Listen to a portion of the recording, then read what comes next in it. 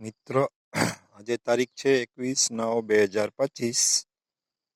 આજે જુનાગઢ જિલ્લામાં અમુક વિસ્તારમાં વરસાદ થવાની શક્યતા રહેલી છે.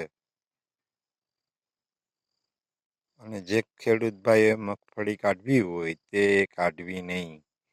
અને બીજું કે આગામી સમયમાં એટલે કે તારીખ 28, 29, 30, 1 ને 2 તારીખ સુધીમાં ગુજરાતમાં ભારેથી અતિ ભારે વરસાદ થવાની શક્યતા રહેલી છે. એટલે ખેડૂત ભાઈએ જો મગફળી કાઢવી હોય તો કાઢવી નહીં. અને જો જે ખેડૂત ભાઈએ મગફળી કાઢેલી હોય તે ખેડૂત ભાઈઓએ મગફળી વહેલાસર સુકાઈ જાય એટલે કાઢી લેવી.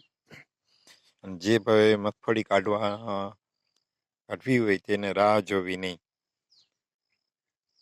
ફટાફટ કાઢી લેવી. અને જેને મગફળી કાઢવી હોય તેને રાહ જોવી, કારણ કે પછી આ તારીખ સમય દરમિયાન ભારેથી અતિ ભારે વરસાદ થવાની શક્યતા છે. અને અમુક જગ્યાએ તો બહુ અતિ ભારે વરસાદ થવાની શક્યતા છે. એટલે ખેડૂત ભાઈઓ સાવધાન રહે. હું તમને આ રીતે દરરોજ હવામાનની એલર્ટ આપતો રહીશ. મારી પાસે 15 વર્ષનો હવામાનની વેબસાઇટનો અનુભવ છે. એટલે હું જે કંઈ આગાહી કરું છે 80થી 90% સાચી હોય છે, 10% કુદરત ઉપર હોય છે. કારણ કે વેબસાઇટમાં જે વિગત હોય છે એ વિગત હું તમને આપી રહ્યો છું.